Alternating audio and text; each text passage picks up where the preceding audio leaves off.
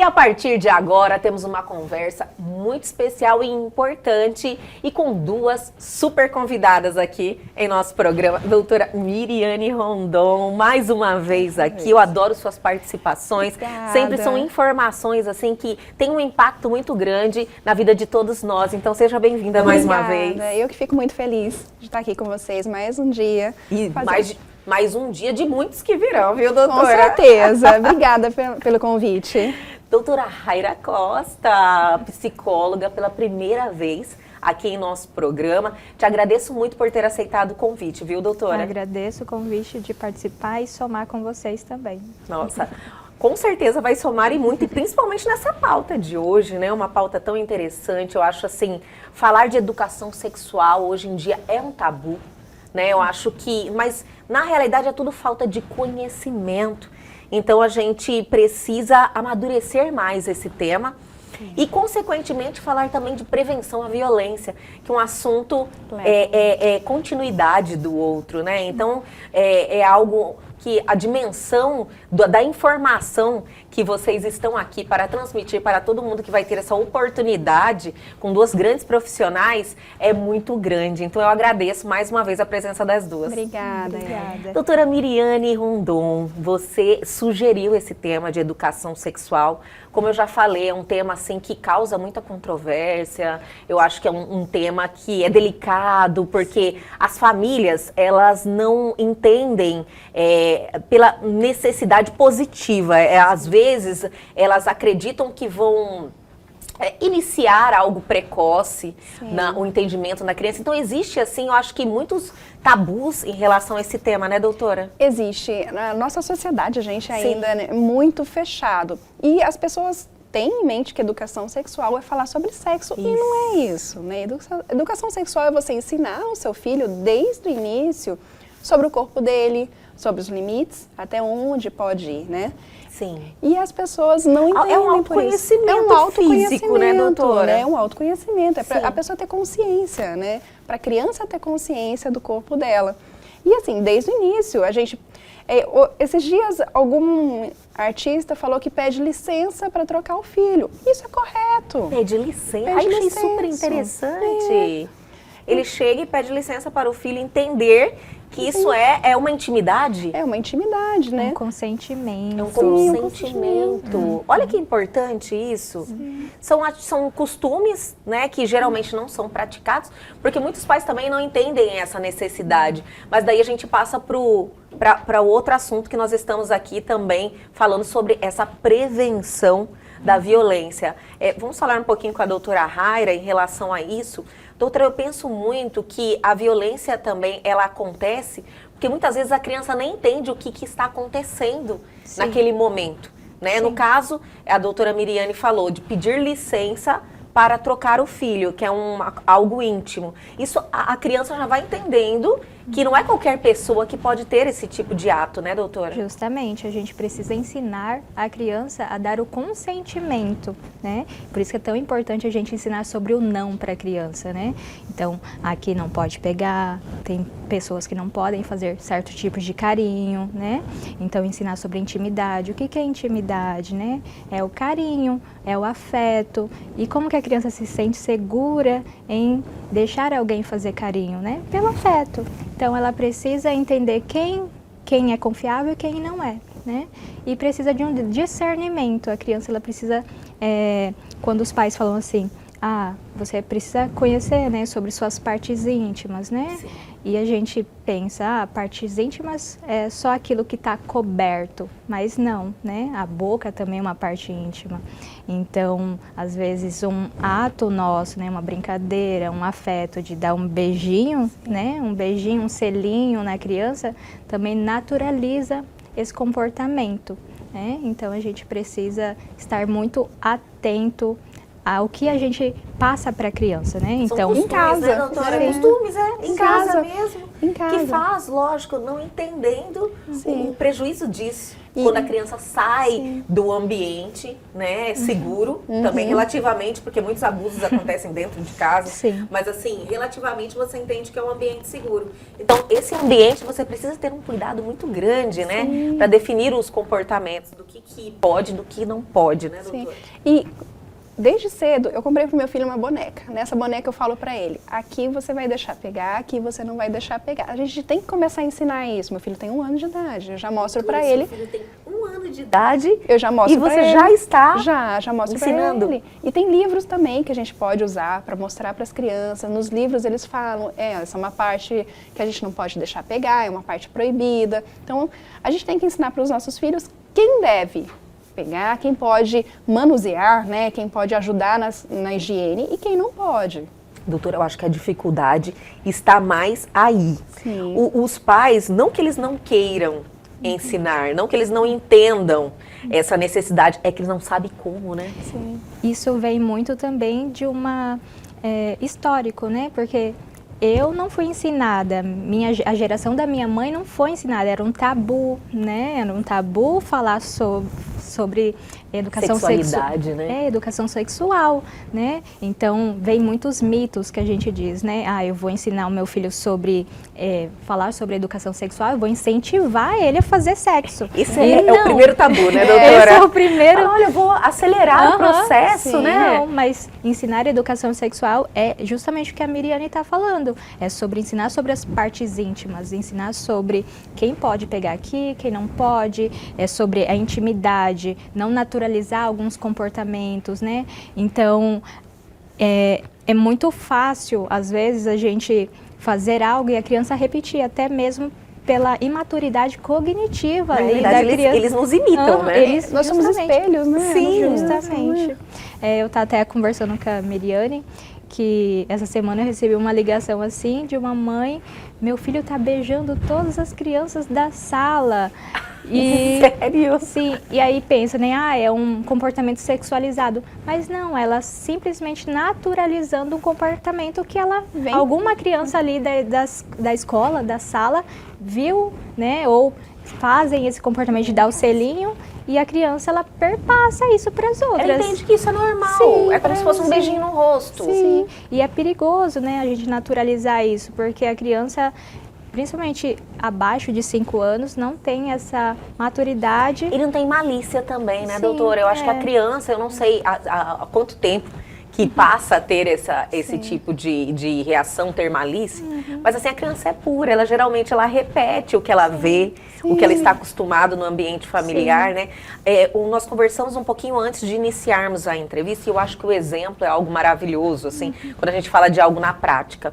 A doutora falou sobre os pais beijarem na boca os filhos. Muitos pais fazem isso com uma naturalidade fora do comum e não entendem a dimensão disso. Não entendem. Então, a criança vai entender que é normal. Então, se uma outra pessoa começa a construir essa intimidade, ela pode iniciar com um beijo que a criança vai entender que é um carinho normal. É isso? É isso, ela vem em casa, fazem com ela em casa, né? Ela vai continuar repetindo como algo natural. E não só na parte da medicina isso também não é legal, né?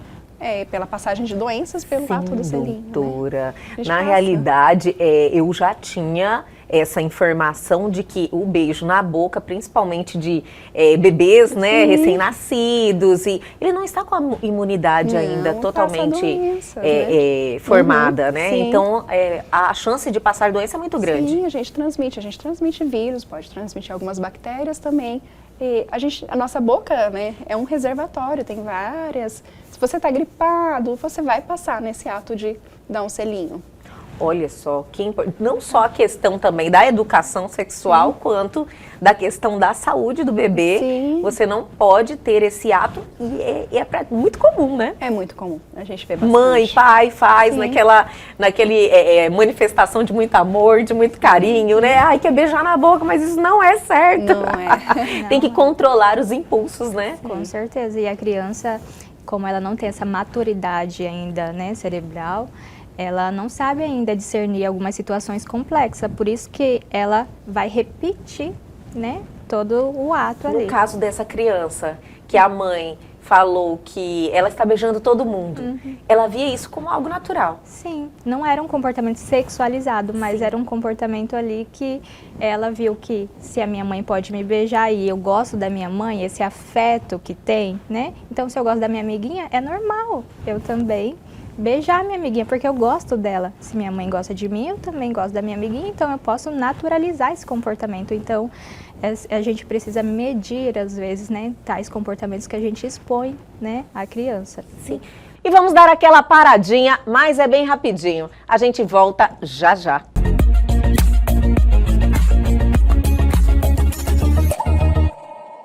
Estamos de volta falando sobre educação sexual e prevenção à violência sexual. Doutora, qual é o momento correto da gente inserir essas informações?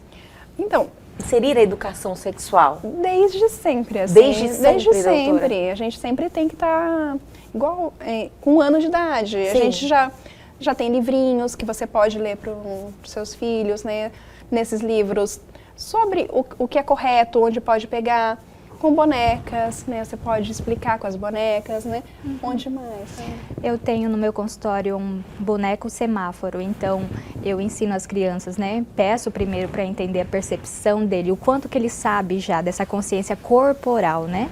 Então eu peço para eles colocarem, né? Tem o verdinho, tipo semáforo mesmo, Verdinho pode? Pode pegar. Sim. Né? O amarelinho, atenção, quem que tá pegando aqui, que tipo de carinho que é esse, né? Aí o vermelhinho, de jeito nenhum. Então, primeiro eu peço para a criança ir colocando lá no bonequinho o semáforo, onde pode, onde não pode, onde precisa de atenção, e depois a gente vai conversando sobre isso. Então, uma boa alternativa aí também de ensinar, né, essa consciência corporal para a criança. São 2 formas de aprendizagem, né? Sim. Você tem a informação aí do sinal verde, o sinal vermelho, que é algo que a criança vai entender bem, e você usa uma forma também diferente de transmitir esse conhecimento para ele, mas que vai ficar registrado, com certeza, né? Com certeza. E ele vai ter que também, isso aí tem que conhecer, vai fazer ele conhecer o corpo dele. Justamente. Olha que maravilha. E uma outra coisa que a gente estava até falando, que os pais, quando chegam em algum lugar com a criança, eles falam, não, vai lá, beija, dá um abraço em fulano. É como se é um comportamento de educação, né? Tem educação, vai lá, beija, abraça. É errado, porque ele vai se ver obrigado, né, a fazer uma situação de sempre ir lá beijar, abraçar, mesmo ele não querendo, né? Você está forçando a criança a algo, né?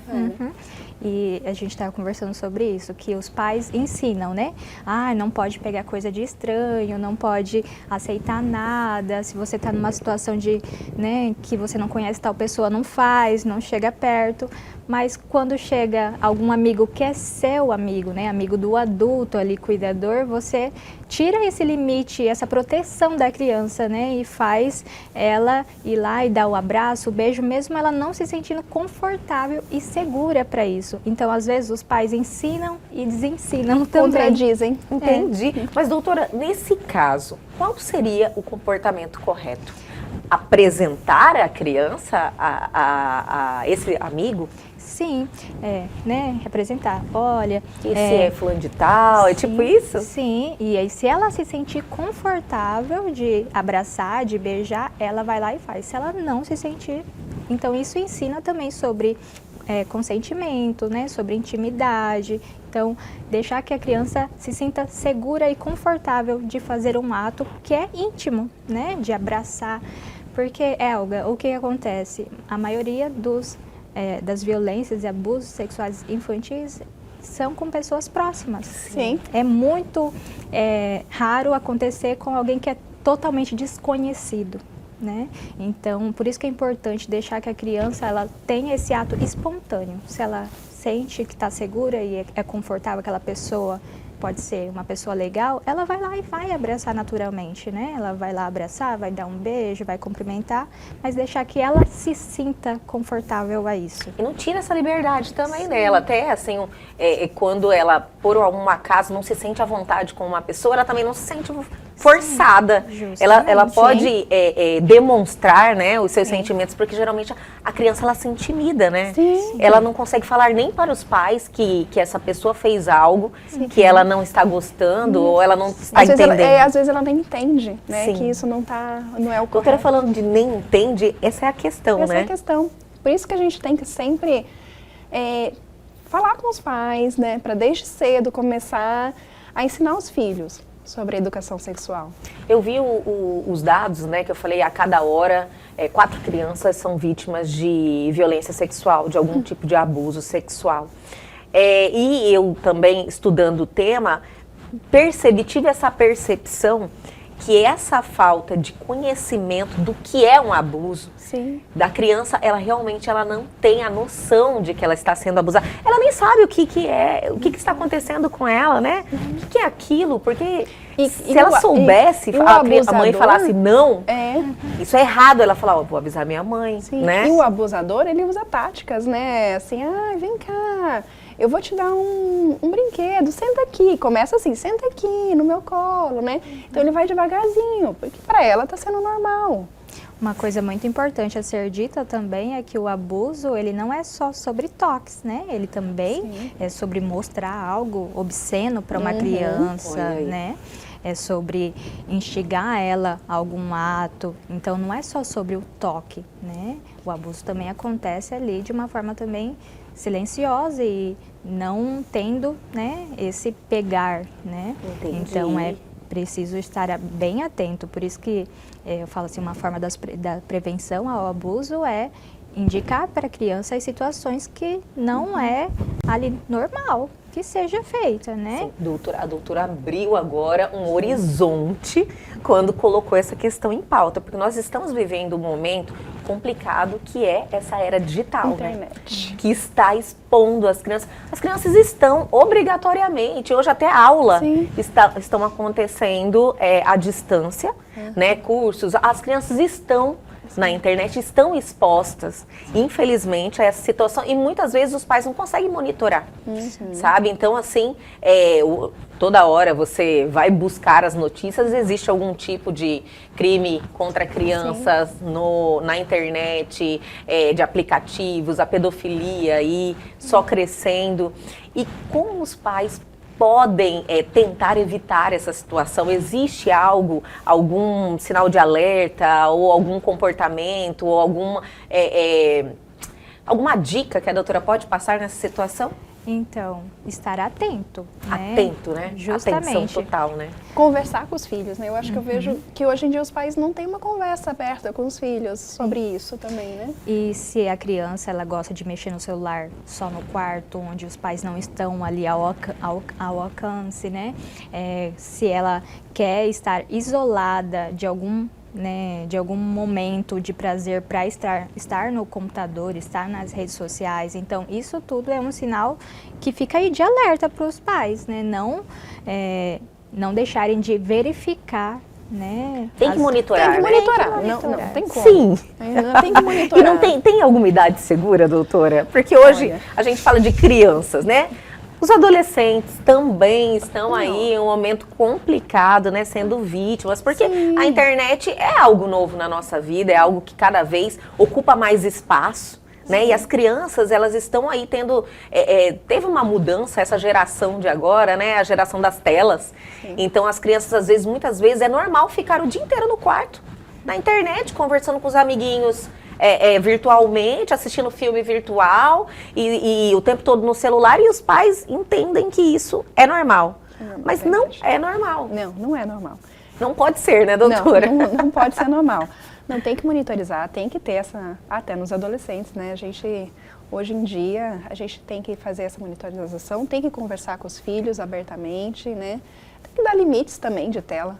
Não tem como passar o dia inteiro em tela. Olha, falando de educação sexual, eu tive acesso a algumas informações que nos países que adotaram a inserir a educação sexual nas escolas, a taxa de meninas que engravidaram mais cedo, tudo melhorou, sabe? Então, assim, esse tabu de que inserir educação sexual vai acelerar um processo, iniciar uma vida sexual mais tarde. Então, assim, a educação sexual é muito importante porque ela começa a tomar consciência do que é certo, do que é errado, do momento certo. Então, ela vai buscar informação também, né? Geralmente as coisas devem acontecer, né, doutora? Pela falta de conhecimento também, né? Justamente, principalmente uma gravidez aí, né? Sim. Uma gravidez indesejada. Né? Então, assim, às vezes os pais falam assim, por que meus filhos estão perguntando sobre tais coisas? É muito bom que eles perguntem para você. Isso é a confiança, né? Justamente. Isso não significa que eles estão querendo fazer o ato, né? Mas sim saber informações, porque educação sexual é informação, né? Então, a gente precisa aí ter esse espaço seguro, essa comunicação mais aberta com os filhos, para que eles tenham a quem recorrer, né? Porque eu falo assim, é melhor os pais ensinarem do que o mundo ensinar. É verdade. É verdade. E o mundo tá complicado, né, doutora, hoje em dia. Doutora Miriane, no seu consultório, quando você atende as famílias, elas te levam essa questão? Leva bastante. E como elas querem saber como abordar os filhos, né? Eu acho que é a maior dificuldade, né? Dificuldade. Quando começam as primeiras perguntas, começam as primeiras perguntas? Em torno de 5, 6 anos de idade, eles começam começa a colocar os pais em saia justa. Sempre há aquelas perguntas, né? Principalmente quando tá se inserindo na escola e vai ter aquele banho, sabe? Aí já chega assim, por que tal menininha tem isso e eu tenho aquilo? É a primeira perguntinha que a gente faz, né? Na minha anamnese no consultório tem uma pergunta, né? Já teve aquela pergunta, né? Da onde vêm os bebês? Essa é uma pergunta que já inicia a educação sexual da criança. Da onde vêm os bebês, né? Aí, às vezes, as pessoas têm essa ideia mirabolante de falar assim, da cegonha. Isso. E aí, a criança não cegonha, não cegonha vai me trazer, ela fica mais curiosa, né? E aí isso ela é errado, então. Justamente, aí, hoje em dia, o que eu mais vejo são crianças de 3, 4 anos ligando lá no Google, apertando e falando assim, da onde vem isso? Como hoje assim? Você vai Alexa, deixar... né? Ela pergunta, Alexa, sim. De onde vem os bebês? Sim, pois é. E ela vai dizer de uma forma, né, mais técnica, e a criança vai ficar mais confusa ainda, né? E aí é o perigo. Outra coisa que a gente orienta é nunca inventar nomes, assim, vagina, seio, pênis, nunca falar nomes pejorativos. Né? Que a pessoa cria, não, isso aqui é a pepeca, não pode. Não, isso a gente tem que... Tem que falar realmente o nome do órgão sexual dela, ela precisa ter esse conhecimento, essa clareza. Sim, ela precisa ter. Olha só, então são costumes, né, que eu acho que se perpetuaram aí pelas gerações e que afetam ainda a gente ter esses dados, como eu falei, a cada 1 hora, 4 crianças são vítimas de violência sexual.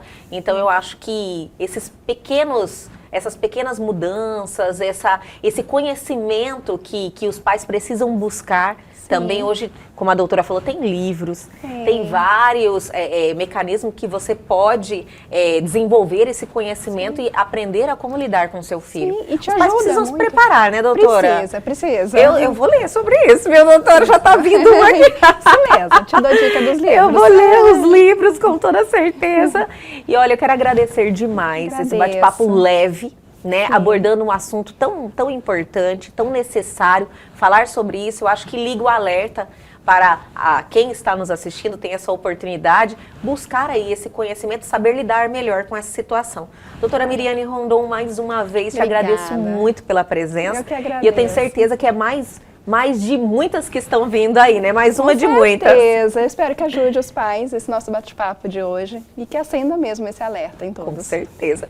E doutora Raira Costa, pela primeira vez aqui em nosso programa, adorei também o nosso bate-papo e tenho certeza que logo, logo a gente marca mais uma agenda. Com certeza, fico agradecida e fico muito feliz por trazer mais informações, né? Principalmente aí aos pais. Informação com muita qualidade, né? E credibilidade. Sim. Doutora, obrigada mais uma vez. Obrigada, doutora Miriane, e até a próxima. Você, até.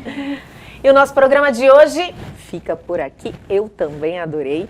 mas amanhã a gente volta. Perdeu algo? Quer entrar em contato com a gente? Atenção, oportunidade. Pegue o seu celular agora e aponte a sua câmera ao QR Code que está aí na sua tela. Vá direto ao nosso canal no YouTube, que está lá cheio de conteúdo interessante e só te esperando. E este bate-papo sensacional aqui com a doutora Miriane e a doutora Raira já está lá à sua disposição. E não se esqueçam de se inscreverem em nosso canal. Aguardo vocês amanhã aqui na TV Pantanal, canal 22.1.